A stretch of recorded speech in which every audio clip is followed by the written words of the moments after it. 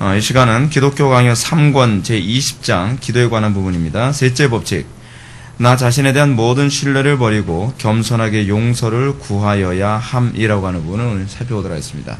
오늘 8절부터 11절까지 보십니다.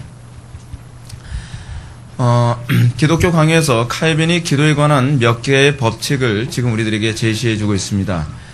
첫 번째 법칙이 무엇이었습니까? 여호와 하나님을 경외함으로 우리는 기도에 임해야 된다라고 하는 것이었습니다. 여러분, 우리가 하나님께 기도하는 데 있어서 우리가 굉장히 중요시 여겨야 되는 게 경외함이죠. 경외함. 왜 이것을 우선순위에 뒀을까요?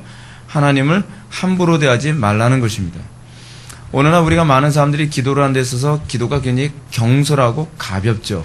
하나님 앞에 기도하러 나왔다고 얘기하면서 우리는 하나님에 대한 어떠한 경외심 없이 불경건한 태도로 우리는 기도하는 경우가 얼마나 많습니까?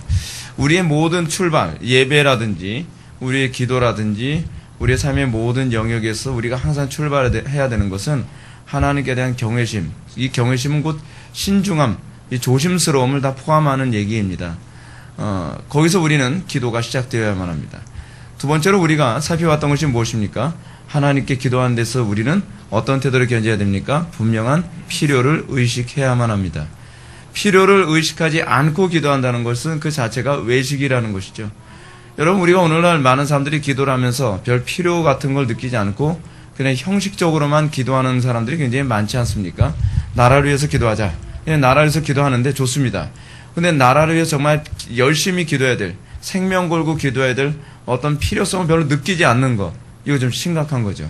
그런 필요성을 직접적으로 느끼지 않고 그냥 해야 된다니까 하는 거예요.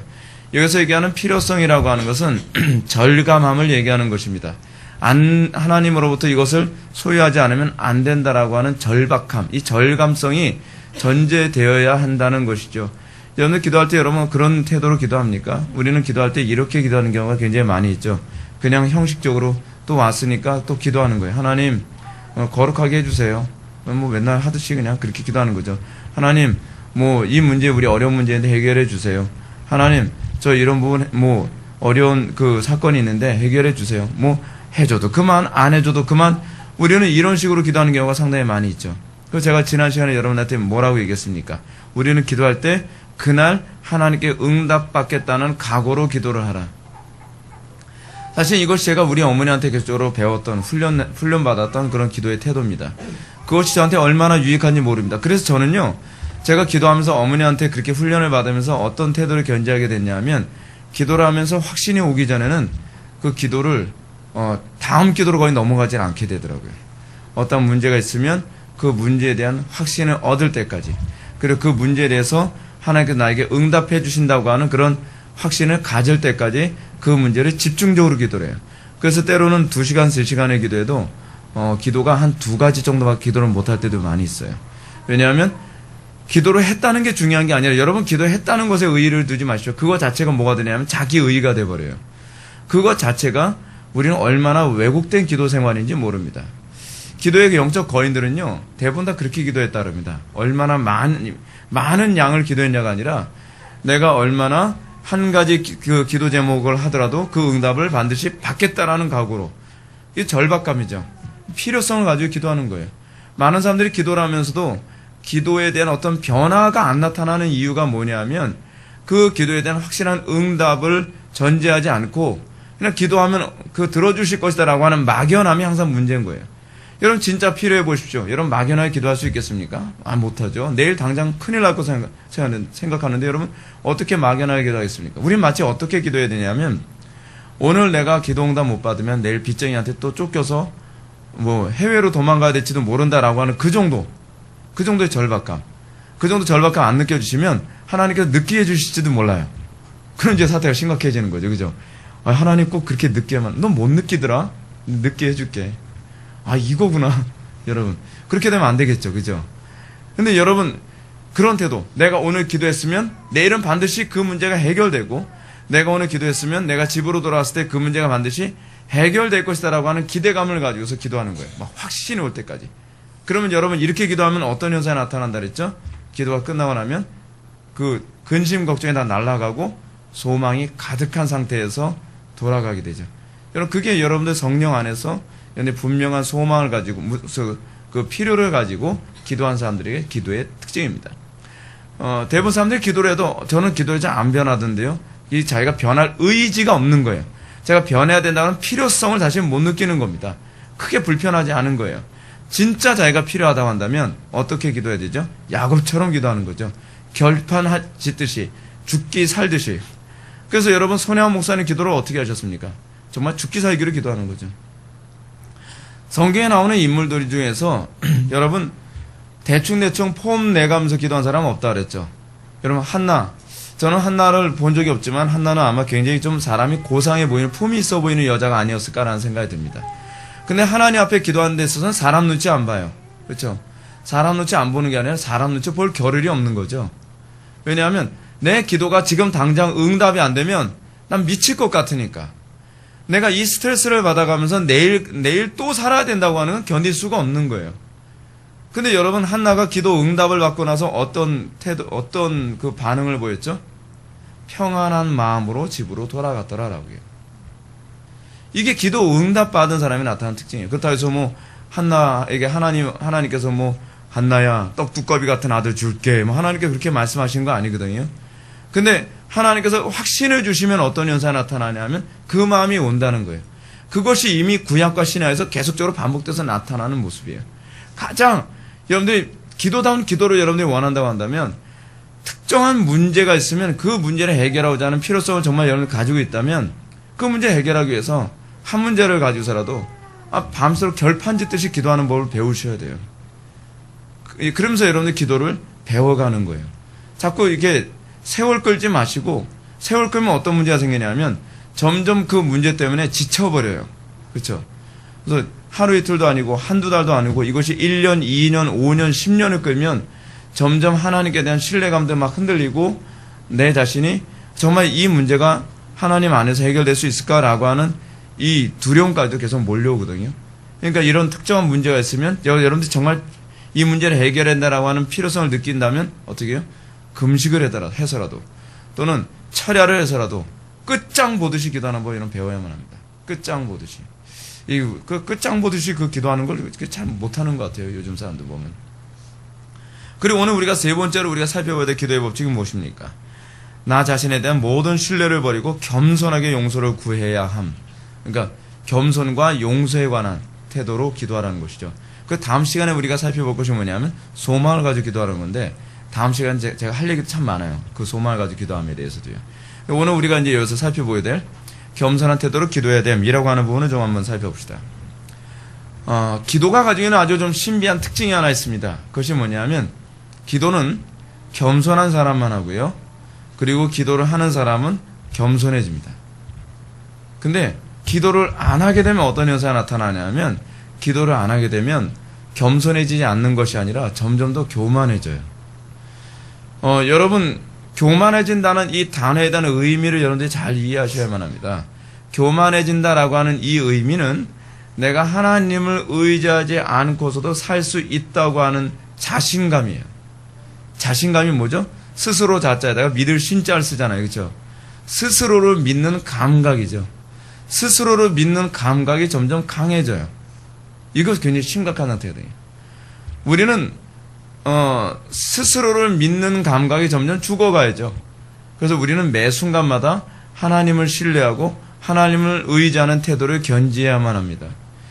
여러분 우리가 기도 생활을 안 하는 이유가 뭐라 그랬죠? 시간이 없어서 그 문제가 아니라 했죠. 피곤해서 사실 그 문제도 아니라 했죠. 사실 뭐예요? 속된 말로 얘기할게요. 똥줄이 안 타서. 그렇죠? 그 고상한 말로는 뭐예요? 교만해서. 그래서 그런 거예요.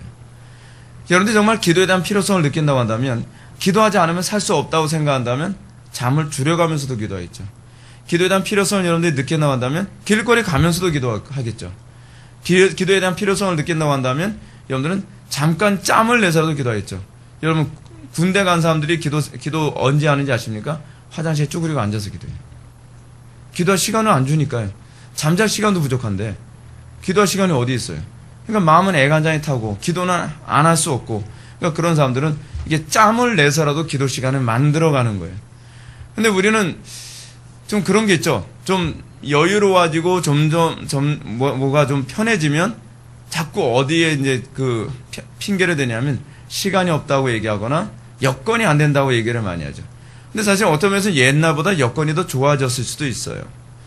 제가 그러면서 지난주에 그런 말씀 드렸죠. 제가 군 생활하면서 기도할 시간이 없으니까 어떻게 했다고요? 걸어가면서 기도하는 거예요. 마음이 급하니까. 근데 여러분, 그 기도 하나님이 얼마나 기뻐하시는지 아십니까? 근데 그냥 걸어가면서 기도하면 다 기뻐한다는 얘기가 아니에요. 제발 외형을 여러분들 항상 집중하지 마시고 본질에 집중하셨으면 좋겠어요. 기도하면서, 걸어가면서까지 기도할 정도로 간절한 것이 하나님께서 원하시는 기도예요. 거기에 엄청난 영향력이 있어요. 거기에 엄청난 능력이 나타나요. 간절함이 없기 때문에 우리는 많은 시간을 기도할 수 있는 기회가 주어지는데도 불구하고 우리는 그 시간을 사실 헛되이 보내는 것이죠. 헛되이 사용하는 겁니다. 실제로 여러분, 우리 개혁교회 안에서 요즘 나타나는 굉장히 불상사가 하나 있습니다. 그것이 뭐냐면 개혁교회가 기도를 별로 강조 안 하죠. 기도를 별로 강조하지 않다 보니까 개혁주의를 표방하는 그 교회 목사님들이 시간이 지나면서 점점 변질되는 모습이 자꾸 나타나요. 교리는 바른 말은 하죠. 교리를 아는 게 많으니까. 바른 말은 많이 하는데 시간이 가면서 점점 변질되어져요. 그 왜 그러냐면 1차적으로 기도는 어떤 사람만 한다고요? 내가 부족하다는, 내가 정말 아무것도 아니라는 것에 대한 절박감을 느끼는 사람만 기도한다 그랬죠. 근데 그렇게 기도하면서 성령께서 조명해 주시면 어떤 현상이 나타나냐면 내가 어떤 인간인지 점점 더 알아져요. 그러면서 어떻게 해요? 내가 그 기도를 안 할 때는 좀 변질되는 쪽으로 기울어졌다가도 기도 생활하면 다시 어떻게 해요? 원궤도로 다시 돌아오죠. 우리는 일평생 그 삶을 사는 거거든요. 근데 기도가 외식으로 가면 어떤 현상이 나타나냐면 조금씩 내가 느끼지 못하게 점점 교만해져 가고 하나님으로부터 멀어져 가요. 아주 심각한 상태가 돼요. 전 최근에 아주 굉장히 답답한 또 소식을 들었는데 개혁주의 노선에서 좀 괜찮다는 목사님이 너무나 심각하게 지금 변질되고 왜곡돼 가고 있다는 그런 얘기를 들으면서 두렵기도 하고요. 그래 안타깝기도 하고요. 기도 생활을 하는 이유는 뭐냐면 두려워서 하는 것이어야 돼요. 나 기도하지 않으면 나도 저렇게 될 수 있다고 하는 것에 대한 두려움. 왜 우리는 그 외식으로 기도할 수 없는지 아십니까? 외식으로 기도하면 난 변질될 수밖에 없다는 걸 아니까요. 우리가 끊임없이 간절하게 매달리고 기도하는 이유가 뭐냐면 나를 믿을 수 없기 때문에 그래요. 자신감이 없는 거예요. 자기 신뢰감이 없는 거예요. 자존감이 없는 거하고는 별개 문제입니다. 자존감이 없는 게 아니라 우리는 자기 신뢰감이 없는 거예요. 근데 자기 신뢰감이 어떻게 없는 것이냐면 하나님과의 관계 안에서 없는 거예요. 사람들과의 관계 안에서 없는 것이 아니라. 여러분 이거 구분을 잘 하셔야 돼요. 여러분 그리스도인들은 사람들과의 관계에서는 어떻게 보이는 사람들이냐면 굉장히 자신만만한 사람으로 보여요. 하나님과의 관계 안에서 내가 형편없고 부족한 존재라고 인식하는 것뿐이에요. 우리 그리스도인들이 안 믿는 사람들 앞에서 자신감 있게 보이는 이유가 뭐냐면 그 백그라운드에 하나님을 믿는 믿음 때문이에요. 그러니까 똑같은 당당함이 나타나는데 여러분 세상 사람들에게 있어서 그 당당함이라는 것이 우리는 어떻게 보이죠? 자신감으로 보이죠. 근데 그리스도인들에게 있어서 그 당당함은 사실은 자신감이 아니라 하나님께 대한 그 신뢰감이에요. 거기서 우리는 그 당당함이 나오는 거죠. 마치 어떤 사람이 총으로 겨누면서 너 내가 시키는 대로 안 하면 너 죽여? 라고 하는데 이 사람이 굉장히 자신감이 강한 사람이에요. 쏴봐. 나 얼마든지 네가 나를 어떻게 못할걸? 왜냐하면 내가 얼마든지 너를 제압할 수 있으니까. 라고 하는 자신감과 또 겉으로 보이는 똑같은 양태예요. 쏴봐. 네가 네 마음대로 하지 못할걸? 왜냐하면 네 손가락에 방아쇠를 당기고 안 달고는 하나님이 결정하시는 거니까. 근데 여기서 하나님이 결정하신다 또는 내가 결정한다라고 하는 요거만 딱 빼면 어떻게 보이죠? 외형적으로는요? 자신감 있게 보이는 거죠. 그게 그리스도인이에요. 다윗이 여러분 골리앗 앞에서 겸손했습니까? 제가 어떻게 당신을 죽일 수 있겠습니까? 저는 아무것도 아닌데. 그러지 않았어요, 여러분. 다윗이 골리앗 앞에서는요, 당당했어요. 그렇죠? 여러분, 성경에 나오는 수많은 인물들은요, 세상 사람들이 봤을 때 정말 당당한 사람들이에요. 근데 그 당당함의 기초가 자신감에 있는 것이 아니라 하나님께 대한 믿음에서 나온다는 그 차이예요. 그 차이. 그러니까 우리가 항상 하나님 앞에서 우리는 어떤 태도를 견지해야 되는가? 우리가 항상 부족하고 항상 하나님을 신뢰하며 그 안에서 얻는 그 믿음 안에서의 당당함과 그 강력함이 우리 속에서 항상 뿜어져 나와 있죠. 여러분, 이게 그리스도인입니다. 이게 그리스도인. 근데 우리는 어떻죠? 하나님 앞에서는 교만하고 사람들 앞에서는 너무나 겸손한 척하죠. 이게 외식이죠. 사람들 앞에서는 아유, 제가 뭐 할 줄 아는 게 있나요? 그러면서 어떻게 해요? 할 줄 아는 게 있나요? 하면서 하나님 할 줄 아는 게 없다고 생각하면 누구를 의지해야 되죠? 하나님을 의지해야 되는데 자기의 수단과 자기의 방법과 자기의 지혜로 모든 걸 다 하려고 그래요. 그러면서 실패를 하죠. 그래서 아, 제가 그랬잖아요. 제가 할 줄 아는 게 없다고요. 근데 그거는 사실은 교만한 거예요. 그러니까 여러분, 이 교만과 겸손이라고 하는 이 단어조차도 성경적으로 정리해야지 세속적 방식으로 정리하게 되면 자꾸 사람들 앞에서 굽신거리는 모습으로 나타나요. 제가 옛날에 신학생 시절 때 제가 제일 고민됐던 게 뭐냐면 겸손이라는 단어에 대해서 고민을 많이 했어요. 왜 겸손이라는 단어에 대해서 고민을 많이 했냐면 사도들이 인간적으로 봤을 때 별로 그렇게 우리가 생각하는 겸손한 모습이 별로 없거든요. 사도들은요, 왕 앞에서도 너무 당당한 거예요. 왕 앞에서도 자기 할 소리 당하고 그 백부장들이 와서 뭐 채찍으로 때린다 뭐해도 얼마나 당당한지 몰라요. 이게 어떻게 겸손하고 연결될 수 있지? 저는 그 부분에 대해서 굉장히 고민을 많이 했어요. 그럼 그리스도인이 겸손해야 된다라고 하는 단어를 내가 아는 단어와 저 사도들이 정의한 단어가 뭔가 좀 다르다는 생각이 자꾸 드는 거예요. 제가 그래서 성경을 계속 유심히 살펴보니까 사도들이 있어서 겸손함은 하나님 앞에서 겸손이더라고요. 사람들 앞에서는요, 겁이 없어요. 두려운 게 없어요. 얼마나 당당한지 몰라요. 말 한마디도 두려움 없이 그냥 당당하게 얘기를 한단 말이에요. 아, 저게 겸손이구나. 하나님 앞에서 겸손이지 사람 앞에서 비굴한 게 아니구나. 근데 요즘 어떻죠? 요즘 기독교인들은요, 안 믿는 사람들 앞에서 또는 세상에 나와 사람들 앞에서 막 쩔쩔매죠. 쩔쩔매요. 그래서 하나님 앞에서는 하나님을 의존함이 전혀 나타나질 않는 거예요. 그거는 교만함이에요. 그건 분명히 교만함입니다. 그래서 우리는 여기서 보게 되면요, 여기에 덧붙여야 세 번째 법칙은 하나님의 임재 속에 나아가 기도하는 사람은 온갖 헛된 망상을 버리고 자기 자신이 가치 있는 존재라는 생각을 모두 버려야 한다는 것이다. 자기 자신이 가치 있는 존재라는 생각. 소위 프라이드 같은 거 있잖아요. 그런 걸 다 버려야 된다는 거예요. 우리는 과거 여호수아를 좀 떠올릴 필요성이 있습니다. 여호수아가 여러분 하나님을 의지하지 않았을 때, 그가 겸손하지 못했을 때 어떤 현상이 나타났죠? 그가 겸손할 때는 어떤 현상이 나타났어요? 여리고성 앞에서 당당했죠. 그렇죠? 여리고성을 뭐 아주 간단하게 진멸해버리지 않았습니까? 근데 그러니까 하나님 앞에서의 겸손을 상실하게 됐을 때 그는 아이성조차도 함락하지 못하는 무능함을 보였잖아요. 오늘날 우리의 삶 속에서 문제를 해결하지 못하는 모든 문제는 사실은 하나님의 무능함에 있는 것이 아니라 나의 교만함에 있다는 것을 아셔야 돼요. 어쩌면 여러분들이 해결하지 못해 쩔쩔매는 그 문제는 아이성 같은 문제일 수도 있어요. 근데 우리는 그것이 하나님을 의지하지 않아서 어려운 줄은 생각하지 못하고 마치 하나님이 할 수 없어서 안 되는 것처럼 생각을 하죠. 여러분들이 오랜 세월 동안 여러분들의 삶을 짓누르고 힘들게 만든 그 문제들 있잖아요.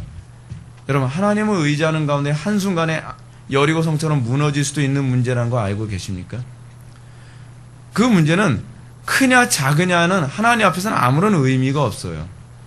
하나님 앞에서는 크냐 작으냐의 문제가 아니라 믿음이냐 불신이냐에 관한 문제에 대해서 질문하는 거예요. 그래서 제가 여러분한테 자꾸 그렇게 기도하라 그런 거잖아요. 그 문제를 가지고 막연하게 기도하지 말라고요. 여러분들 삶 속에 있는 문제 있으면요, 좀 뽕을 뽑듯이 좀 기도하는 법을 좀 배웠으면 좋겠어요. 끝장 보듯이. 그 문제가 계속 반복되지 않도록 기도했으면 좋겠어요. 여러분, 기도하면서 정말 날이 새도록 기도해 본 적 있습니까?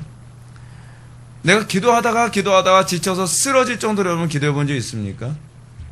근데 우린 그렇게 기도하지 않는단 말이에요. 아, 그래도 오늘 기도할 만큼 했으니까 뭔가 나아지겠지. 기도할 만큼 했으니까는 아무 의미가 없어요. 그거는 내가 정한 기준이에요. 하나님 앞에서 내가 확신을 얻을 때까지 야곱이 어떻게 기도했다고요? 당신이 나에게 복을 주시지 아니하면 내가 당신을 돌려보낼 수 없나이다. 기도는 그래서 씨름이라 그러잖아요. 기도는 씨름. 그런데 오늘날 이 세대는 그렇게 기도로 씨름하는 법을 배운 세대가 없어요. 우리의 전 세대들, 우리 어머니 세대들은 너무나 힘들고 고통스러운 생활을 살다 보니까, 그 다급한 삶을 살다 보니까 하나님, 내일 큰일이 생겨야 될 텐데 오늘 기도 응답 안 해주시면 내일 큰일 납니다. 지금 당장 응답해 주십시오. 그렇게 기도하는 거예요. 그렇게. 근데 저는 사실 우리 어머니가 그렇게 기도하시는 걸 제가 여러 번 봤거든요.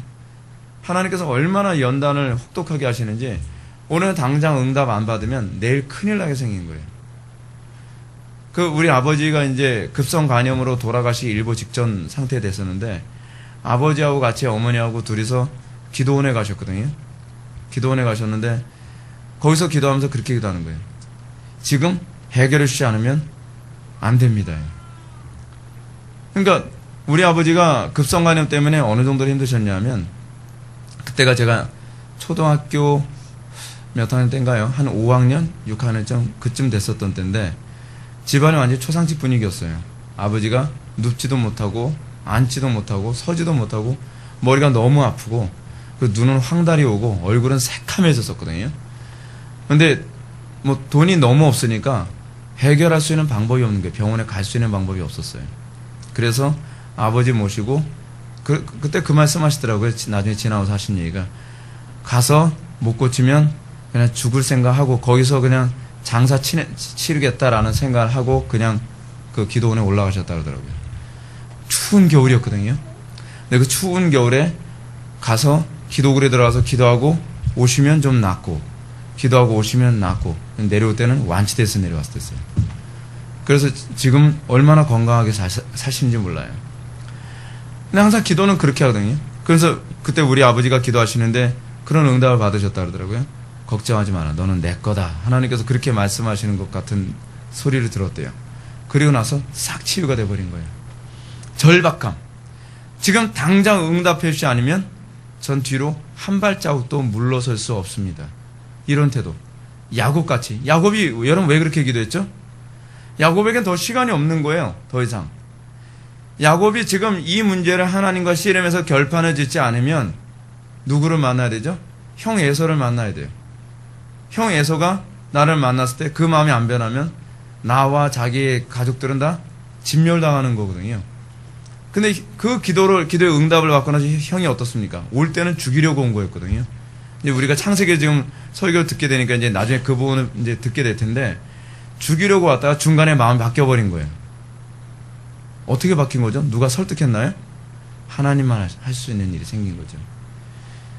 우리에게서 그런 기도의 태도가 정말 필요하다는 겁니다. 왜냐하면 우리가 오늘날 이렇게 기도하지 않는 이유가 뭐냐면, 사실 배가 불러서 그래요. 그 여건이, 우리는 자꾸 이렇게 하잖아요. 뭐 체력도 뭐 달리고 뭐 그럴 수 있어요. 근데 지금 생각해보면 우리 어머니가 그 기도 생활할 때는요, 굉장히 입에 풀칠하기도 힘들 정도로 가난하다 보니까 영양 상태는 굉장히 안 좋았었거든요. 근데 항상 기도할 때는 어떻게 기도하시냐면, 오늘 내가 하나님하고 결판 짓는다라고 하는 태도는 매일 그렇게 기도하셨어요. 매일 그 자세로. 그러니까 여러분들이 이게 좀 몸에 배야 돼요. 이게 몸에 안 배면 기도가 자꾸 외식이 되고, 외식된 사람들의 특징이 뭐냐면 변하질 않아요. 변하지 않고 기도를 했는데 기도에 대한 어떤 효과가 안 나타나니까 점점 어떤 현상이 나타나냐면, 기도에 대한 아무 기대감도 없이 그냥 습관적으로 남에게 내가 기도하는 사람이다라고 보여주는 것으로 만족하거나, 적어도 그렇지 않으면 나에게 내가 기도하는 사람으로 보여주려고 스스로 자기 만족적인 차원에서 기도하는. 여러분, 우리가 위선에 있어서 가장 치명적인 게 뭐죠? 자꾸 나를 속이려고 하거든요. 그래서 가장 먼저 속이는 대상은 남이 아니라 나예요. 그래서 내가 다른 사람에게 위선적으로 행동하고 있다는 걸 자기가 잘 모르거든요. 근데 여러분들이 위선으로 기도하는 것인지 아닌지를 구분하는 시금석은요, 다른 사람의 판단의 문제가 아니라 내 기도가 경건의 능력이 나타나냐 나타나지 않느냐, 내가 하나님 앞에 예배하는 이 예배가 경건의 능력이 나타나느냐 나타나지 않느냐, 이거를 여러분 판단해야 돼요. 그렇지 않으면 옆에서 누가 아무리 얘기해줘도 난 정말 간절히 기도했는데 자꾸 그 소리가 나와요. 근데 그거는요 자기 생각이고 사실은 자기한테 속은 거예요. 그건요. 그래서 여러분 다니엘에 관해서 한번 더 봅시다. 두 번째 패러그래프 보면 그리하여 여호와께서 그에게 높이 칭찬하신 하나님의 종 다니엘은 이렇게 말한다. 우리가 주 앞에 간과 없는 것은 우리의 공의를 의지하여 하는 것이 아니요 주의 큰 긍휼을 의지하여 함이니이다. 이 기도의 굉장히 중요한 하나의 개념이 뭐예요? 하나님의 긍휼함만 바라보는 거예요. 자기에게서 기도 응답의 어떤 조건을 찾는 게 아니에요. 내가 오늘 몇 시간 기도하면 응답해 주시겠지? 내가 이렇게 피곤한데도 와서 기도하면 응답해 주시겠지? 그처럼 내가 이렇게 헌금도 많이 하고 기도했는데 이런 기도 응답해 주시겠지? 그게 아니라 뭐만 바라보는 거예요? 하나님의 자비로우심과 긍휼히 여기심. 그 속성 하나만을 바라보면서 기도하는 거예요. 아무래도 좀 그런 그 어떤 환경적인 그 문제도 있는 것 같아요. 오늘날 우리나라 사람들의 전반적인 삶의 모습은 거의 다 당장 응답받지 않아도 뭐 별로 크게 지장이 없다고 생각할 만큼 여유롭게 사는 시대에 살고 있는 것 같아요. 근데 저나 우리 어머니 같은 경우에는 기도의 응답을 오늘 당장 받지 않으면 그 내일이 무서워서 견딜 수 없는 그런 상태. 근데 그런 상태다 보니까 죽기 살기를 기도하는 거죠. 어머니가 저 때문에 참 그 훈련도 많이 받으셨는데 제가 군대에 갔을 때도 이제 그런 문제였거든요. 제가 군대 갔을 때도 제가 조교였는데 조교 생활하다 보니까 맨날 매를 맞는 거예요. 아침, 점심, 저녁으로. 근데 우리 어머니가 그걸 보시니까 우리 어머니가 난리가 난 거예요. 이거 기도 응답 하루라도 안 받았다가는 하루도 빨리 응답 안 받았다는 우리 아들 죽게 생겼다는 거예요. 몽둥이를 맞아서 피가 철철 흐르면서 돌아오기도 하고 하여간 말로 표현할 수가 없어요. 얼마나 그 잔인하게 때리는지. 근데 그런 모습을 감출래야 감출 수 없을 정도 상태니까 어머니가 그 정운병으로 바꿔달라고 기도를 하기 시작을 하는데 이거 뭐 선택의 여지가 없는 거예요. 선택의 여지가. 근데 무슨 일이 있었냐면 아주 재밌는 일이 있었어요. 우리 동기들도 이제 맨날 그 아침에 집합하게 되면 아침, 점심, 저녁을 맨날 이렇게 구타를 당하니까 우리 동기 중 하나가 자기 그 외삼촌이 헌병대장이라는 거예요. 그래서 헌병대장인데 저보고 하는 얘기가 우리 외삼촌 빼고로 나 아무래도 이번에 정운병으로 가게 될 것 같아. 내가 얘기해놨거든. 뭐 그 얘기가 다 나온 거예요.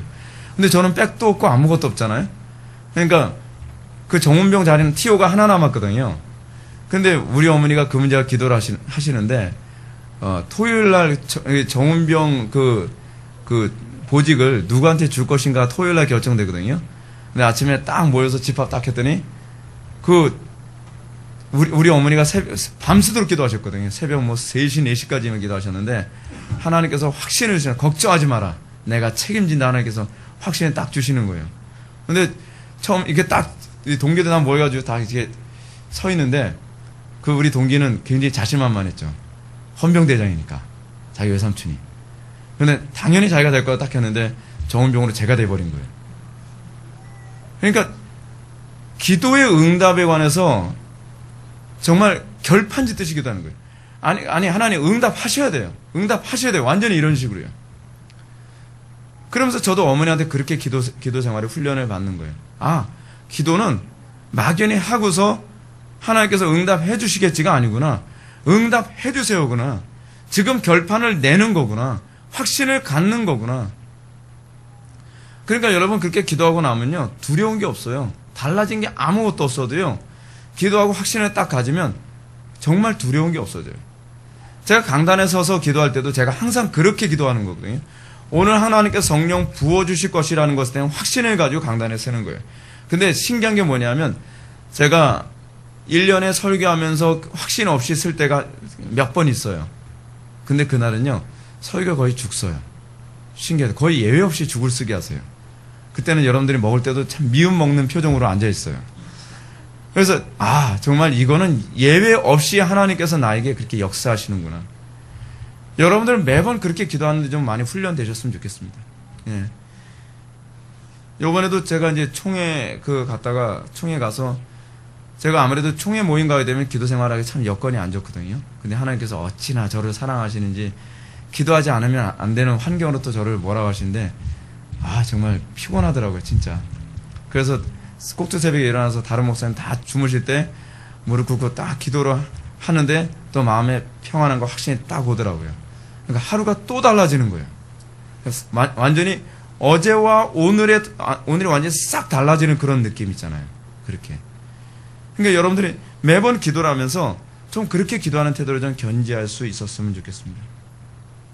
429페이지 첫 번째 줄 보면 다윗도 역시 이처럼 자기를 낮춘 자의 모습을 보여주고 있다. 주의 종에게 심판을 행하지 마소서. 주의 눈앞에는 의로운 인생이 하나도 없나이다. 얼마나 낮은 자세입니까? 그래서 여러분 다윗의 기도를 뭐라고 표현하냐면 거지처럼 구걸하듯이 기도한다는 거예요. 여러분 이런 기도 태도가 굉장히 필요합니다. 여러분 거지는요, 그날 구걸해서 받지 못하면 그날은 굶는 날이거든요. 그러니까 거지들 어때요? 집요하게 매달리고 떼쓰잖아요. 그냥 그 사람은 한 끼니가 생존이 걸린 문제거든요. 막 매를 맞고 뭐 멸시를 받아도 그래서 조금만 주십시오. 조금만 주십시오. 여러분 성경에서 예수님께 기도 응답을 요구했던 부분, 여러분 우리가 신약 성경에서 복음서를 읽으면서 기도를 연구하는 건 상당한 의미가 있습니다. 왜냐하면 여러분 우리는 하나님이 눈에 보이지 않기 때문에 눈에 보이는 하나님께 어떻게 돼야 되는지 우리는 그걸 감을 잡을 수가 없거든요. 근데 하나님이신 그 성자께서 인간의 몸으로 성육신 하셔서 이 땅에 오셔가지고 특정한 사람들이 예수님께 기도하듯이 응답을 요구하는 장면이 나오거든요. 근데 그게 기도예요, 여러분. 바디메오가 어떻게 기도했죠? 지금 당장 눈 뜨게 해달라고 기도하는 거예요. 여러분 생각해 보시오. 우리는 다윗은 예수시여 나를 불쌍히 여기소서 몇 번 하면 언젠간 여러분 눈 뜨게 해주겠죠? 그게 아닌 거예요. 지금 당장 눈 뜨게 해달라고. 지금 당장. 여러분 성경에 나온 인물들 보시오. 다 그렇습니다. 12해 동안 혈우병 앓았던 여자가 예수님 옷을 몇 번 만지면 될까? 한 10대 번 만지면 고침받을까? 그게 아니에요. 지금 당장이에요. 지금 당장. 성경에 나오는 인물들은 예외가 없어요. 그게 또 누가 있었죠? 성경에 나오는 인물 중에서 문둥병자들, 그리고 가난한 여자들, 가난한 여자, 그쵸? 자기 딸이 흉한 귀신에 들렸는데 내 딸을 고쳐달라고 오는 거예요. 근데 예수님이 얼마나 무시합니까? 그래서 제가 여러분한테 그런 말씀 드렸죠. 은닉성, 마치 하나님이 우리의 기도를 안 듣고 계시는 것 같은 상태. 여러분들 기도할 때 꼭 그렇게 하면서 기도 끝나지 않습니까? 하나님이 듣든지 아니 듣든지 기도했으면 하나님께서 알아서 해주시겠지. 그런 거 없어요, 여러분. 성경 어디에도 그렇게 기도하라는 법이 없어요. 예수님이 그 12해 동안 혈우병 앓렸던 여인이 오는 거 알으셨을까요? 모르셨을까요? 아셨죠? 근데 여러분 우리 같으면 어때죠? 여러분들이 예수님이라면 내가 딱 감이 오는데 누군가 12해 동안 고침 안 받아서 내 옷자락 잡고 싶어하는 여자였어요. 비켜봐. 그렇게 할 수도 있잖아요. 아시는데 어떻게 하나 보시는 거예요. 은닉성. 마치 모르고 계신 것처럼. 그리고 여러분 거지 소경 바디메오가 다윗의 자손 예수의 나를 불쌍히 여겨서 얼마나 시끄럽게 떠들어댔는지 많은 사람들이 저 사람을 조용시켜달라고 얘기할 정도였어요. 근데 예수님이 반응해요, 안 해요? 안 하죠. 성가심의 극치에 다다랐을 때 내 믿음이 너를 구원하였다라고 얘기하시죠. 또 아까 제가 말씀드렸던 그 가난한 여자가 그 예수님께 매달릴 때 어떻게 매달리죠? 뭐 예수님 고쳐달라고 매달리고 했는데 제자들이 무시하고 그래도 끝끝내 매달리잖아요. 그러니까 예수님이 하도 성가시고 그러니까 자네 떡을 취하여 계약이 줌이 마땅치 아니하도다. 여자 보고 하는 소리예요? 아니면 제자들 향해서 하는 소리예요? 제자들에게. 그러니까 진짜 개 취급을 하는 거예요. 사람 쳐다보고서 얘기하는 것이 아니라 그 사람이 얘기하는데 제자들한테 얘기하는 거예요. 투명인간 대하듯이. 여러분 우리가 기도할 때 여러분 그런 느낌 오지 않습니까? 그렇죠? 하나님이 도대체 내 기도 듣고 계시는 건가? 안 듣고 계시는 건가? 안 듣고 계시는 거예요? 아니면 어떡하나 보시려고 그러는 거예요? 어떡하나 보시려고 하는 거죠. 거기서 믿음이냐 아니냐가 여러분 거기서 결정되는 거예요. 수많은 사람들이 예수님 뒤를 다 따라다녔죠. 근데 예수님 뒤 따라다녔다고 여러분 다 그 고침 받았습니까? 예수님 불렀다고 해서 다 고침받았어요? 그게 아니란 말이에요. 어떤 사람만 고침받았죠? 그 여자가 그러죠. 겸손함이 여기서 또 나오죠. 겸손함이.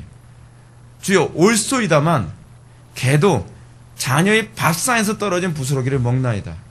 그러니까 예수님 뭐라 얘기합니까? 내 믿음이 너를 구원하느니라. 모르고 있었다는 게 아니에요. 어떻게 하는지 보고 있었다는 거예요. 오늘날 우리가 그렇게 기도할 때가 얼마나 많아요. 하나님께서 반응하시기 전에 우리는 내 기도를 접어버리죠. 그러면서 나에게 아무런 변화가 없으면 어떻게 해요? 하나님이 마치 무능한 것처럼. 하나님이 무능한 것이 아니라 내가 믿음이 없는 거예요.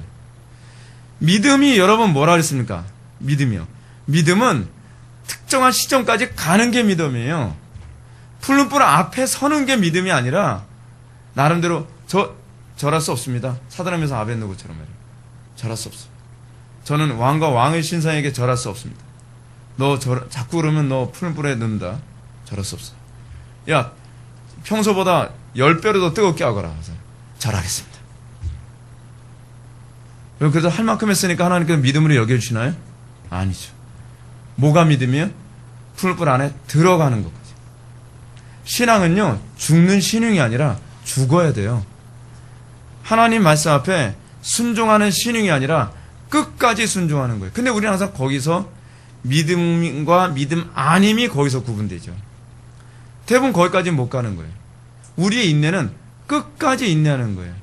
그래서 여러분 성경에서 여러분 마태복음 10장에서 뭐라 얘기하죠? 어떤 사람은 구원을 받을 것이다? 그날에 끝까지 인내하는 자는 구원을 얻을 것이다. 끝 근처까지 인내하는 것이 아니라 끝까지 인내하는 거예요. 이거를 여러분 구약에서는 남은 자라고 얘기해요. 남은 자들만이 끝까지 인내하죠. 끝까지. 기도를 하면서 제가 여러분한테 반드시 좀 부탁드리고 싶은 게 끝까지 가보란 말이에요. 끝까지. 갈 때까지 가보란 말이에요. 근데 우리는 갈 때까지 가보는 게 뭔지 감각이 없어요. 경험해 본 적이 없으니까. 왜냐면 그렇게 해서 살만하다고 생각하는 거예요. 그럼 하나님 뭐라 하죠? 아직 살만하냐? 그럼 네가 고난 좀 더 받아야겠구나. 근데 아니죠. 그래서 제가 어렸을 때 저는 그냥 무조건 어머니가 말씀하시면 순종하는 거로 했는데 그게 정답이었더라고요. 끝장 보듯이 기도하는 거예요. 그 제가 중고등부 사회 가거나 청년부 사회 가면서 제가 그렇게 살겠다 그랬잖아요. 제가 중고등부를 맡든 청년부를 맡든 그렇지 않으면 주일학교를 맡든 제가 맡은 부서가 딱 주어지면 한두 주 이제 설교하면 애들의 영적 상태가 다 드러나잖아요. 다 드러나면 얘들 굉장히 강팍하구나. 그러면 좀 끝장 보듯이 기도해야 되겠다. 그래서 이제 그러면서 이제 첫 주나 둘째 주에는 이제 그렇게 기도하는 이제 워밍업 들어가는 거예요. 이제 엔진 달구는 거죠. 한 2시간 정도 기도하는 거예요. 2시간 정도 기도하고 딱 설교하는데 더 강팍한 표정으로 쳐다봐요. 이거 안 되겠구나. 좀 센 놈들이구나. 그럼 이제 3시간을 기도하는 거예요. 3시간을. 일주일 내내. 그러니까 제가 그렇게 할 수 있었던 것도 하나는 또 뭐냐 하면 제가 한 부서만 맡으니까 이게 그게 가능한데 담임 목회하면서는 좀 어려운 점이 있어요. 뭐냐면 그렇게 하고 나면 목회를 오래 못해요. 몸이 너무 상하니까. 그래서 저도 지금 고민이에요. 지금 끝장을 봐야 되는데 어떻게 해야 될까? 지금 저도 이제 고민이 좀 많습니다. 그래서 이제 3시간 기도해도 안 바뀌면 이제 철야로 돌입을 하는 거예요. 일주일 내내. 변화될 때까지 기도. 맨날 그렇게 기도해요. 맨날. 그래서 옛날에 가나안교에 있을 때는 굉장히 오래 갔어요. 오래 가지고 그렇게 기도하는 걸 얼마나 오래 했냐면 제가 12월 달쯤에 제가 부임했는데 한 8개월 걸렸어요. 8개월 내내. 그러다 보니까 몸이 다 상했어요. 몸이. 8개월쯤 되니까 한 7월 달쯤에 다 뒤집어지더라고요. 다 뒤집어지고 변화되고 막 난리도 아닌 거예요. 결판 짓듯이 그냥 결판 짓듯이. 요번 주 안에 안 변하면 다음 주는 없다 생각하는 거예요. 그래서 제가 항상 각오가 있었어요. 설교할 때. 뭐냐면 내가 설교에서 안 변하면 내가 쫓겨날 각오하고서 할 소리 다 하겠다요. 그래서 제가 강단에서 제가 청년부 사역을 할 때도 그렇고 중고등부 사역할 때도 그렇고 변화될 수 있도록 하기 위해서 말을 무지하게 강하게 했어요. 근데 그러다 보니까 그때 말이 되게 거칠었어요. 근데 지금은 이제 그게 아니라는 걸 많이 깨닫았어요. 말이 거친다고 변화되는 건 아니라는 걸 알았는데 하여간 하나님 앞에서 그런 기도 태도가 얼마나 중요한지 모릅니다. 근데 제가 그렇게 기도해 생활했던 이유가 있었어요. 이유가 뭐냐 하면 저렇게 불경건하게 예배 드리는 꼴을 보느니 아예 기도하다 죽고 싶더라고요. 너무 꼴 보기 싫으니까. 그래서 기도하다 죽는 쪽을 선택했다라고 그렇게 기도했는데 여러분들도 좀 그런 태도를 견지했으면 좋겠어요. 여러분들 삶 속에서 정말 문제가 있으면 내가 이 꼴 보고 사느니 내가 기도하다가 죽는 쪽을 선택하겠다. 이번에도 노예에서 그 선배 목사님들하고 대화를 나누는데 죽음에 관해서 서로 얘기를 나눴어요. 그 오래 살 필요 없어. 오래 살 필요. 한 70세 정도만 살아서 갔으면 딱 좋겠어. 다들 목사님들끼리 의견에 합의를 해봤어요. 그래 70세야 70세. 근데 어떻게 죽어야 되지? 이제 그런 얘기 하는데 그 목사님과 얘기를 하면서 그래도 기도하다 죽는 게 제일 멋있지. 그래서 새벽에 어떤 권사님 그렇게 돌아가신 분이 있다 그러거든요. 항상 습관적으로 새벽에 일어나서 꼭 기도하시는데 아침에 그 자녀들이 일어나서 노크를 해도 아무 반응이 없어서 문 열고 딱 들어와 봤더니 앉은 자세로 기도하는 자세로 이렇게 돌아가신 거예요. 그렇게 죽었으면 좋겠다. 야, 멋있다. 그렇잖아요? 여러분, 우리가 더러운 꼴 보면서 오래 사는 것보다 기도하면서 날마다 끝장 보면서 여러분 굵고 짧게 사는 게 더 나을 것 같지 않습니까? 저는 솔직히 그래요. 그래서 우리가 좀 그렇게 좀 기도 생활에 관해서 좀 그렇게 해서 문제를 하나씩 깨부수면서 이렇게 전진해 나가는 이런 신앙생활. 피곤하긴 한데요. 다이나믹합니다. 여러분들 그렇게 인생을 좀 살 수 있게 되길 바랍니다. 자, 그 다음 패러그래프 보면, 자, 이들이 신뢰하고 의지한 것은 오직 자기들이 여호와라는 것이라는 사실이었다. 그리하여 그들은 여호와께서 자기들을 보살피실 것이라는 사실에 대해서 절망하지 않았다. 뭐 이런 얘기. 급하니까 그 다음으로 들어갑시다. 9번 보실까요? 9절. 죄 사함을 위한 간구의 중요성. 왜 갑자기 겸손 얘기하고서 죄 사함 간구에 관한 중요성을 얘기하느냐? 여러분, 내가 죄인이라는 걸 인정하는 것만큼 겸손이 없거든요. 그래서 이 문제를 다루고 있는 거예요. 우리가 하나님 앞에 기도가 진지해지지 않은 이유가 뭐냐면 자꾸 자기 의가 뭔가 깔려 있는 거예요. 그 교만한 상태죠.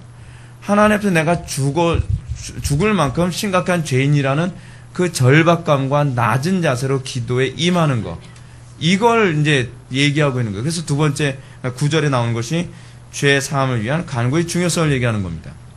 자, 그런데 여기서 우리가 한 가지 고민해야 될 게 무엇이냐면, 여러분, 우리는 분명히 우리가 예수 그리스도를 영접하고 우리가 구원받았을 때, 거듭났을 때, 우리는 과거, 현재, 미래의 모든 죄를 다 용서함을 받았습니다. 그렇죠? 근데 이 부분 때문에 그 유명한 교회사 교수님 한 분 계시는데 그 교수님의 강의 시간에 뭐라고 말씀하시냐면, 여러분, 우리는 과거, 현재, 미래의 모든 죄를 용서받았기 때문에 이제는 하나님 앞에 용서해달라는 기도는 할 필요가 없어요 라고 얘기를 하셔요. 근데 그건 성경적이지 않아요. 그리고 개혁주의적이지도 않아요. 근데 그분이 왜 그렇게 얘기를 했냐면 합리주의 때문에 그래요. 합리적으로 여러분 생각해 보십시오. 인간적 합리주의. 과거, 현재, 미래 죄를 다 용서받았다고 우리가 믿는다고 한다면 우리 하나님 앞에 용서해달라는 기도를 하는 것이 합리적이에요? 안 하는 것이 합리적이에요? 당연히 안 하는 것이 합리적이죠. 근데 여러분, 성경은요, 합리적으로 보면 안 돼요. 물론 합리적으로 보는 것이 맞는 건 사실이에요.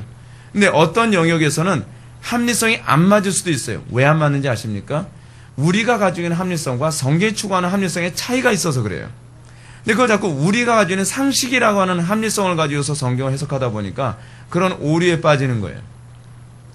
그럼 여러분, 우리가 약간 비논리적으로 보일지 모르지만 우리가 이미 과거, 현재, 미래의 모든 죄를 용서받았음에도 불구하고 우리는 왜 하나님께 기도할 때 죄 용서를 위한 기도를 해야만 하는가? 그 첫 번째 이유를 제가 말씀드릴게요. 우리의 의의로서는 하나님 앞에 나아갈 어떤 자격도 없음을 자각하기 위해서예요. 여러분, 여러분들이 죄 용서를 위한 기도를 하나님께 하지 않고서 기도를 한다고 한다면 이것이 여러분 반복되면서 여러분은 어떤 생각을 갖게 되겠습니까? 내가 예수 그리스도의 중보 없이 내가 오늘 좀 경건하게 살았으면 그냥 하나님 앞에 얼마든지 나갈 수 있을 거라고 생각하지 않습니까? 그러면서 점점 어떤 현상이 나타나냐면 그리스도의 중보의 위대함과 가치에 대해서 점점 망각하게 되어져요. 시간이 가면서. 그 부분 때문에. 두 번째는 뭐냐면 우리 죄가 예수 그리스도 안에서 이미 용서받았다는 사실을 반복하여 인식하게 하기 위해서예요.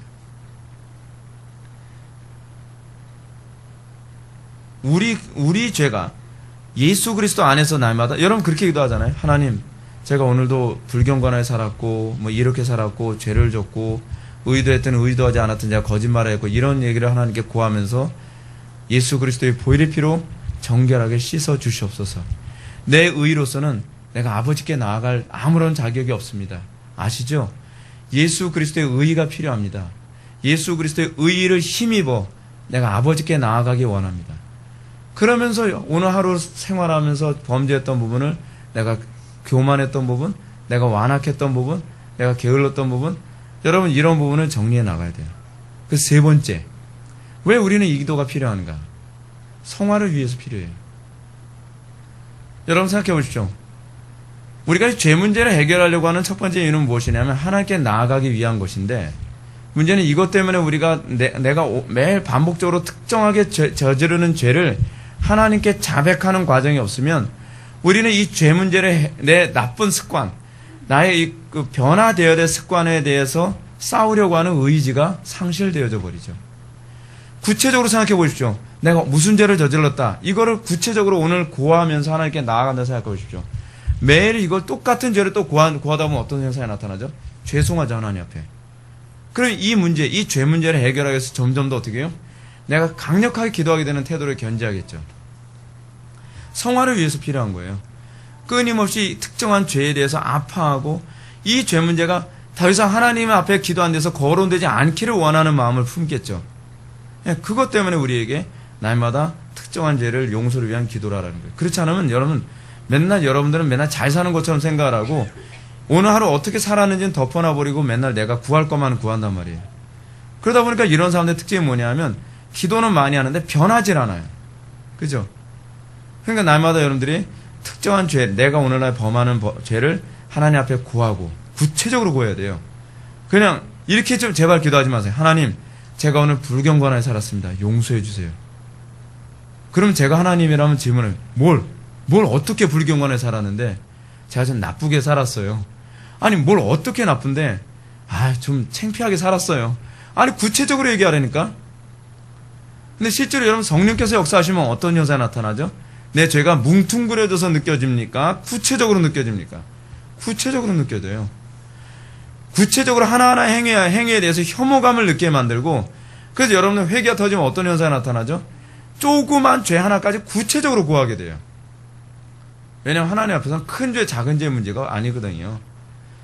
그래서 내가 오늘 사소한 말실수 하나도 굉장히 거슬리는 거예요. 굉장히 거슬려요. 그래서 이런 동일한 유형의 말실수조차도 안 하고 싶어지는 거예요. 그게 여러분 성령 안에서 기도할 때 나타나는 특징이라니까요. 여러분들이 외식적으로 기도할 때는 항상 그렇게 기도해요. 뭉퉁그려서. 뭔가 잘못한 건 잘못한 게 있는 것 같은데 뭔가 잘 안 떠오르는 거예요. 그것 때문에 자기가 특별히 괴롭지도 않고 특별히 뭐 죄책감이 느껴지는 것도 아니고 특별히 이 죄 때문에 내가 힘들지도 않았기 때문에 그냥 근데 하루 생각해보면 좀 무질서하게 산 거예요. 그래서 하나님, 제가 오늘 생각해보니까 좀 제가 게으르게 산 것 같고요. 좀 무질서하게 산 것 같고 그리고 좀 나쁘게 산 것 같아요. 용서해 주세요. 이 사람에게 무슨 성화를 기대할 수 있을까요? 무슨 변화를 기대할 수 있겠어요? 그렇지 않아요? 구체적이어야죠. 내가 오늘 이런 말실수를 했는데 성령님, 제가 이 말실수의 기초가 교만에 있었던 것 같아요. 제가 이 말실수의 기초가 제가 신중하지 못해서 그랬던 것 같아요. 제가 이런 말실수에 그 사람을 미워함이 은근히 내포되어 있었던 것 같아요. 얼마나 여러분 이렇게 기도했을 때 자기 죄 문제를 구체적으로 해결하게 들게 되겠습니까? 그렇죠? 여러분, 날마다 죄를 하나님께 구하고 기도하십시오. 하나님께서 기뻐하십니다. 그렇게 기도하는 것이 얼마나 하나님께서 기뻐하시는 기도인지 모릅니다. 그렇게 기도를 안 하면 마귀가 좋아합니다. 자꾸 자기 의의가 커지거든요. 그래서 여러분, 그 430페이지 위에서 5번째 줄 보시기 바랍니다. 다윗은 다른 일에 대해서 간구할 때도 여호와여, 내 젊은 시절의 죄와 허물을 기억하지 마시고 주의 인자심을 따라 나를 기억하시되 주의 선하심으로 인도하옵소서 라고 기도하며 또다시 나의 곤고와 환난을 보시고 내 모든 죄를 사하소서라고도 기도하였다.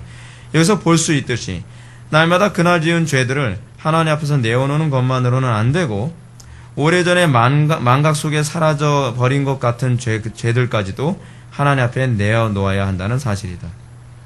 여러분, 회개가 터졌을 때 과거에 그 사소한 죄 하나하나까지 다 기억나서 그 죄까지 회개하게 되는 거 여러분 경험해 보셨죠?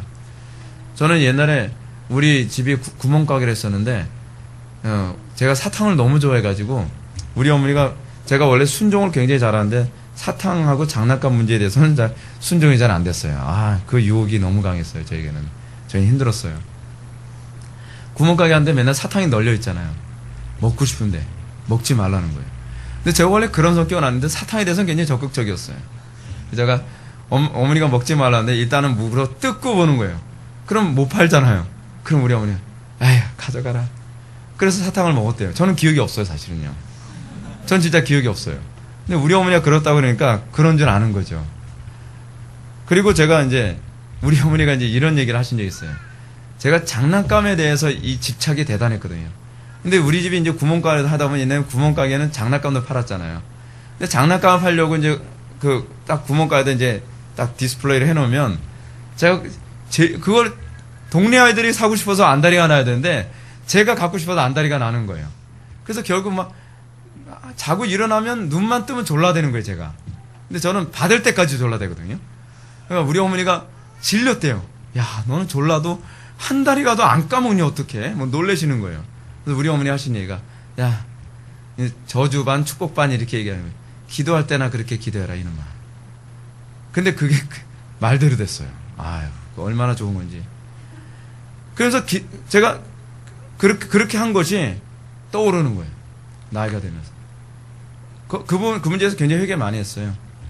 우리 어머니가 그래, 너 때문에 장사 집어쳐야 되겠다. 그런 소리가 나올 정도였으니까. 근데 그 가슴이 되게 아프더라고요. 나 때문에 그랬구나. 나 때문에.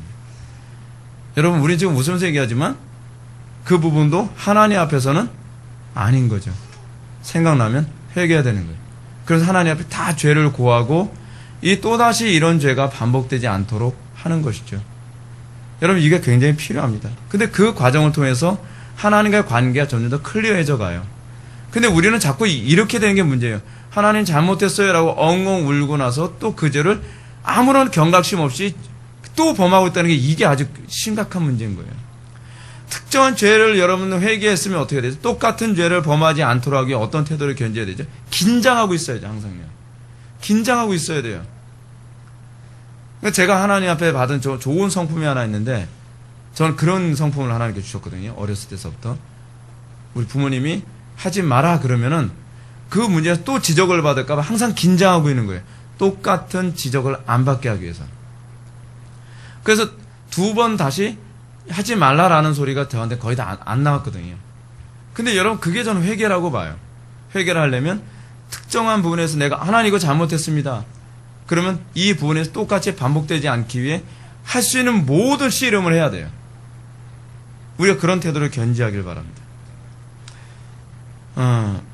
그리고 여러분, 우리가 왜 회개 기도를 해야 되는가라고 하는 이 부분에 관해서 431페이지 위에서 두 번째 줄 보시기 바랍니다. 과연 그렇다. 우리는 하나님께서 외적인 표징으로 자신의 자비를 드러내시기를 기다리기 전에 먼저 하나님의 진노를 누그러뜨리는 데 노력을 기울여야 할 것이다 라고 얘기합니다. 여러분, 우린 하나님과 우리의 관계가, 우리가 예수를 믿고 난 다음부터는 원수의 관계가 아니죠. 하나님과 우리의 관계는 아버지와 아들과의 관계라 그랬죠. 여러분, 아버지와 아들과의 관계인데 잘못했다고 아들이 요구하는 거 안 들어주시나요? 우리가 잘못했다고 해서 하나님 족보에서 우리 파가는 거 아니죠. 그럼에도 불구하고 우리가 왜 하나님 앞에 무엇인가를 구할 때 우리는 왜 용서를 구해야 된다 그랬죠? 관계 회복이 필요하기 때문에 그런 거죠. 관계 회복이. 제가 그래서 지난주에 그런 말씀 드렸잖아요. 아무리 아버지와 아들과의 관계라 할지라도 아들이 큰 잘못을 범했을 경우에는 아버지가 벌칙으로 들어줄 수 없어 라고 얘기할 수 있다는 거죠. 우리는 매번 하나님과의 관계에서 넘어서는 안 되는 죄를 끊임없이 범하거든요. 그럴 때 우리 어떻게 해야 되죠? 그때마다 하나님 앞에 용서를 구하고 관계를 회복해서 하나님과 좀 더 가까이 하죠. 왜 그러냐면 하나님이 옹졸해서가 아니라 우리가 불편해서 가까이 못 가요. 그 문제예요. 여러분, 우린 그렇잖아요. 부모와 자녀의 관계라도 자녀가 잘못하고 나서 용서를 구하거나 관계가 회복되지 않으면 자녀들이 부모한테 가는 걸 떳떳하지 못해서 자꾸 멀리 피하잖아요. 근데 그거는 부모가 원해도 자녀들이 피하거든요. 죄책감 때문에 그런 거예요. 근데 그 죄책감이라는 개념이 하나님과 우리와의 관계를 이해하도록 주어진 개념이에요. 그래서 여러분, 죄를 짓고 나면 기도를 하게 됩니까? 안 하게 됩니까? 오히려 더 안 하게 되죠. 이게 떳떳하지 못한 거예요. 여러분들이 죄를 짓고 나면 하나님께 기도해도 뭔가 떳떳하지 않은 거예요. 그런데 여러분, 그런 가운데서도 하나님 앞에 눈물 뿌리면서 정말 잘못했다 하나님께 고하고 기도하게 되면 기도가 어떻게 되죠? 잘 되죠. 그게 단순히 감정의 문제가 아니에요. 하나님과 우리의 관계가 해소됐기 때문에 그런 거예요. 그래서 제가 여러분한테 또 한 가지 또 말씀드릴 게 하나 있죠. 항상 제가 기도에 관한 가르침 할 때 꼭 언급하는 부분인데, 여러분들이 자기 의를 가지고 기도할 때 또 기도 안 된다 그랬죠. 그러니까 예를 들어서 오늘은 내가 경건하게 잘 살았으니까 오늘 당연히 기도 잘 되겠지. 근데 그런 때 기도가 유난히 안 되는 경우가 많다 그랬죠. 왜 안 된다 그랬죠? 내가 경건에 살았다는 게 또 자기 의가 돼가지고 또 기도가 안 되는 거예요. 교만이거든요. 기도 생활에서 가장 취약적인 것이 뭐냐면 교만함이에요. 내가 뭔가 그리스도 없이도 내가 하나님께 나아갈 수 있는 뭔가 또 떳떳한 삶을 살았다고 생각을 하면 기도가 안 돼요. 왜냐하면 우리는 아무리 우리가 경건에 살았어도 우리의 의는 누더기 같은 의에 불과하거든요. 우리는 매번 아버지께 나아가는 데 있어서 누구의 의가 필요해요? 그리스도의 의가 필요해요.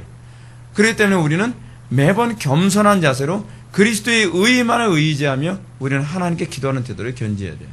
그래서 어떨 때 주로 기도가 잘 되냐면, 여러분들이 하루 초토화돼서 하나님 정말 고개도 못 들겠습니다 라고 하는 그런 그 겸비한 마음으로 하나님께 기도할 때, 그때 오히려 더 기도가 잘 되죠. 왜냐하면 그때는 너무 절실하니까 그리스도의 긍휼하심만 붙들고서 기도하기 때문에 그러는 겁니다. 항상 그리스도 중심적 신앙생활을 견지하십시오. 항상 우리가 기도 생활에서 중요한 요소가 있다 그랬죠. 우리의 기도는 누구에게 한다? 성부께 한다. 우리의 기도는 어떻게 성부께 기도하는, 누구를 통해서 성부께 기도하는가? 그리스도를 통하여 성부께 기도한다. 근데 우리가 그리스도를 통하여 성부께 기도하기 위해 우리는 무엇이 필요한가? 성령의 도우심이 있어야 된다. 성령 안에서. 그래서 우리는 성경적으로 기도하는 아주 중요한 개념이 있죠. 우리는 성부께, 성자에 의하여, 성자를 통하여, 성령에 의하여 우리는 기도하는 거예요. 이것이 항상 우리가 기도 생활에 있어서 명심해야 될 부분이에요. 여기서 한 가지 요소라도 빠지면 잘못되는 거죠. 예를 들어서 여러분들이 생각하는 성부에 대한 신관과 성경이 가르치는 성부의 신관이 안 맞으면 여러분들은 누구에게 기도하는 게 돼버려요? 우상에게 기도하는 게 돼버려요. 그래서 아버지께 기도한다는 개념을 분명하게 이해해야 되고, 그리고 우리가 예수 그리스도의 중보 없이 내 의로 기도를 하려고 했을 경우에는 아무리 내가 기도하려고 하는 대상이 정확히 맞는다 할지라도 그리스도를 통하지 않고서는 아버지께를 갈 자가 없어요. 그렇기 때문에 우리의 기도가 안 될 수밖에 없단 말이에요. 그러니까 매 순간순간마다 우리는 그리스도를 의지하는, 그리스도 중심의 기도를 해야 되는데, 이것을 의미하는 표현이 뭐냐면 겸손이에요. 항상 그리스도의 그 십자가의 보혈의 능력과 나의 무능함을 깨닫고 그리스도의 능력만을 의지하며 기도하겠다. 그리고 세 번째, 우리는 항상 성령의 도움으로 기도해야 돼요. 우리의 기도가 그리스도를 의지하여 기도하려면 성령께서 우리에게 역사해 주실 때라야만 우리는 그리스도의 긍휼하심과 은혜를 바라보며 기도할 수 있게 되어져요. 그래서 사도 바울이 맨날 얘기하는 거잖아요. 성령 안에서 기도하라. 성령 안에서 기도하라. 우리가 이 세 요소를 절대로 잊지 마시고 기도에 적용할 수 있기를 바랍니다. 마지막 10절, 자기의 의로움에 호소하는 문제. 제가 방금 했던 얘기죠. 그러나 성도들이 하나님께 간구를 드리면서 자기 자신의 의로움에 호소하는 경우가 나타나는 것 같다. 다윗은 나는 경건하오니 내 영혼을 보존하소서라고 하며, 히스기야 왕도 마찬가지로 여호와여 구하오니 내가 주 앞에서 진실과 전심으로 행하며 주의 목전에서 선하게 행한 것을 기억하옵소서. 여러분, 이 부분은요, 엄밀한 의미에서는 자기 의를 의지해서 기도하는 건 아니에요. 이 부분을 제가 잘 설명해 드릴게요. 이거 굉장히 중요한 부분입니다. 여기서 얘기하는 것이 무엇이냐면 언약 안에서 기도한다는 개념으로 이해하세요. 이 부분은 그렇게 이해하셔야 적절하게 이해할 수 있는 부분이에요. 무슨 얘기냐면 우리가 하나님의 말씀대로 살지 않으면서 기도하는 그 기도 하나님이 들으세요, 안 들으세요? 안 듣죠. 그렇죠?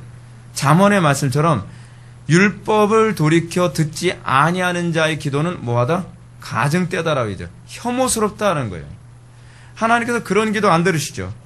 여기서도 나온 것처럼 위에서 6번째죠. 하나님은 그의 눈이 의인을 향하시고 그의 귀는 그들의 부르짖음에 귀를 기울이신도다.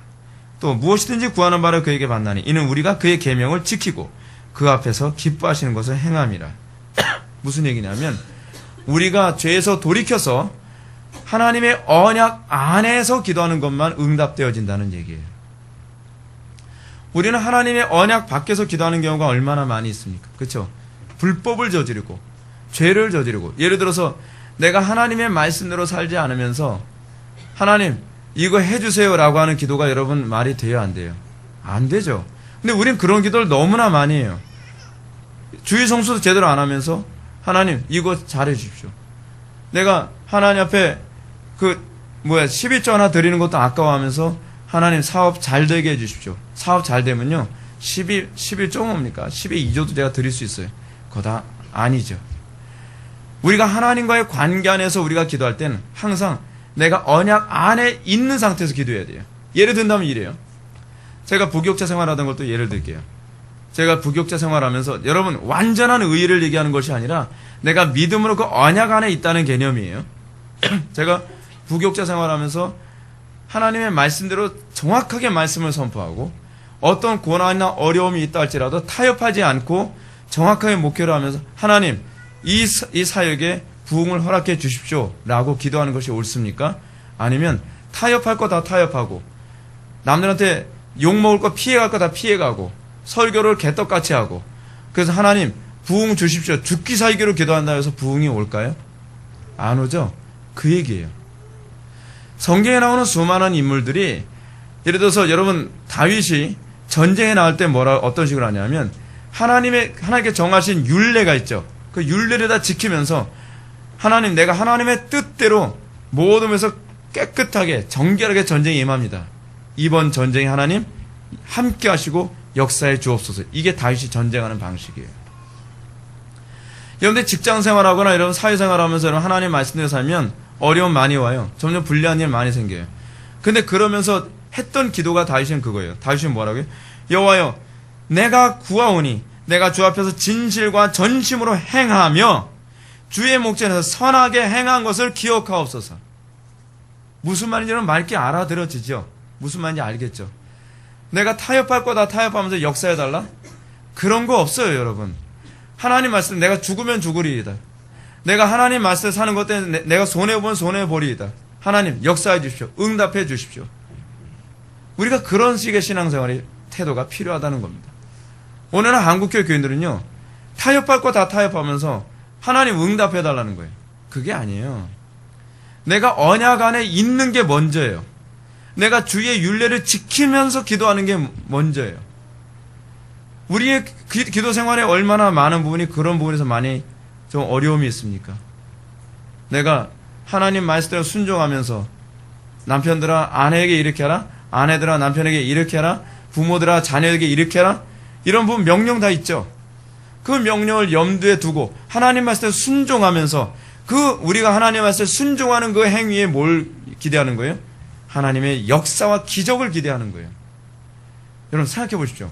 하나님께서 모세에게 홍해바다를 향해서 달려가도록 하지 않으면 달려가라고 명령하셨는데 가지도 않으면서 홍해바다 갈라주면 가겠습니다. 그건 아니죠. 홍해바다 먼저 가야 돼요. 그리고 팔을 뻗으라면 뻗어야 돼요. 그 다음에 갈라지는 거예요. 응답은 그 다음이에요. 순종이 먼저고 그 다음에 역사예요. 끝까지 순종하는 가운데 홍해바다가 갈라지고 끝까지 순종하는 가운데에 아말렉 군사들이 물러가는 거예요. 근데 우리는 그렇게 순종을 안 하면서 하나님의 명령에 하나님의 언약에 충실하지 않으면서 불법과 죄악을 다 범하면서 역사해달라고 기도하는 거죠. 오늘날 왜 한국교회 부흥이 안 일어나는지 아십니까? 기도한다고 부흥이 일어나는 게 아니에요. 제가 목회사역하면서 제가 부흥을 3번을 경험했다 그랬죠. 근데 그 3번의 부흥을 경험할 때마다 항상 하나님께서 저한테 요구하신 것이 뭐냐면 너 그래도 끝까지 순종할래?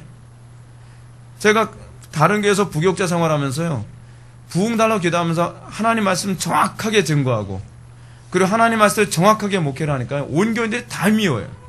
얼마나 힘든지 몰라요. 여러분, 온 교인들한테 다 미움받는 그 눈초리 받아가면서 여러분 교회 출퇴근 해보셨습니까? 미칠 것 같아요. 굉장히 힘들어요. 스트레스 무지 받아요. 그러면서 정말 언제까지 하나님 부흥을 안 주시겠습니까? 언제까지 인내해야만 합니까? 계속 언제까지요? 언제까지요? 인내의 한계가 도달하면서도 하나님 말씀을 끝까지 순종하면서 계속 부흥 달라고 기도하는 거예요. 계속요. 언제까지요? 언제까지요? 그래서 여러분 성경에 나오는 그 개념들이 다 그 개념 아닙니까? 순교할 정도로 고통 가운데 있으면서 하나님의 백성들이 뭐라고 기도한다고요? 주여 언제까지니까. 여러분 그 기도가, 그 탄식이 점점 고조되면서 하늘을 찌르는 거예요. 근데 우리는 죄를 범할 거 다 범하고 타협할 거 다 타협하면 어쩔 수 없다는 말로 다 그러면서 뭐라 그래요? 왜 아직까지 역사해 주지 않냐는, 역사해 주지 않는 거죠. 하나님께서 역사해 줄 수가 없는 거예요.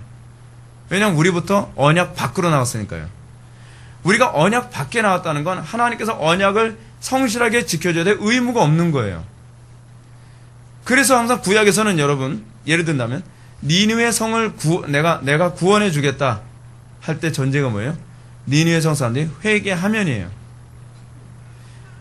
회개하면이라는 얘기는 무슨 얘기냐면 언약 안으로, 내 언약 안으로 들어오면 내가 너희들을 구원하겠다예요. 이게 항상 구약의 언어예요. 우리가 언약 안으로 들어오지도 않으면서 하나님께만 의무를 강요하는 것은 하나님하고 맺은 언약하고는 다른 언약이에요. 그러니까 여러분들이 특정한 문제의 기도의 응답을 원하신다면 핍박이 오거나 어려움이 있거나 손해를 보고 고통을 당한다 할지라도 그 언약의 카테고리 안에서 이탈하지 않는 한도 내에서 기도하며 씨름하는 가운데 응답을 기대하십시오. 여러분들이 타협할 거, 여러분들 양심이 아니거든요. 타협할 거 타협하면서 여러분 하나님의 기도의 응답을 여러분 기대한다? 그 기도는 가증된 기도입니다. 오늘날 한국교회가 부흥이 안 일어나고 오늘날 한국교회 안에 자꾸 문제가 더 커지는 이유가 뭐냐면 기도의 부족도 있지만 언약 밖에 나가 있다는 게 문제입니다. 첫 번째는 회개예요. 그래서 언약 안으로 들어옴. 그 회개가 먼저고 그 다음에 하나님께서 여러분들 기도에 응답해 주셔야 될 의무가 거기에 있는 것입니다.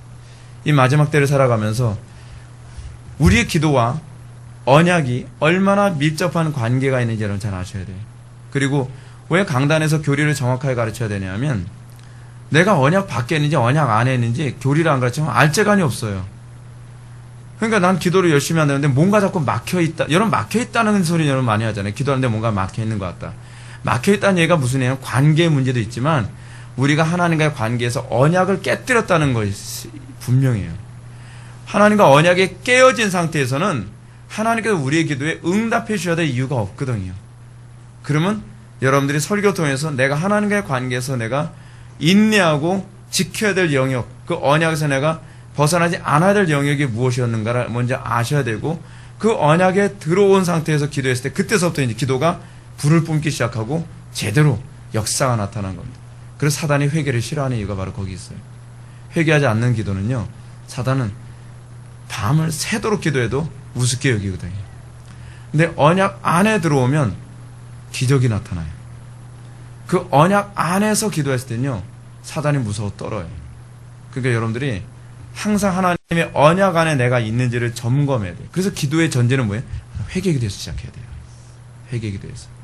하나님, 제가 언약에서 또 벗어났습니다. 용서해 주십시오. 제가 언약 안에 다시 들어오겠습니다. 제가 인내하겠습니다. 그러면서 구해요. 그럼 여러분들 기도가 반드시 응답되며 놀라운 역사가 여러분들 삶 속에 날마다 나타날 것을 믿으시기 바랍니다. 기도하시겠습니다. 사랑이 많으신 하나님 아버지, 우리가 오늘 이 시간 우리의 기도에 겸손함과 회개가 얼마나 필요한지를 다시 한번 절감하게 되었습니다. 아버지 하나님, 우리가 항상 그 언약 안으로 우리가 들어오며 그 안에서 우리가 하나님의 그 은혜를 구할 줄 아는 지혜를 허락하여 주시고 우리가 서로 깨닫지 못하는 부분이 있거든 깨닫게 하여 주시사 회개하여 언약 안으로 들어오게 하여 주시고 그래 우리의 삶 속에서 오랜 세월 동안 고통스럽고 괴롭게 만들었던 모든 문제들이 주님의 그 놀라우신 능력 안에서 하나씩 하나씩 해결되는 놀라운 역사가 나타나게 하여 주옵소서. 예수님의 거룩하신 이름으로 기도드립나이다. 아멘.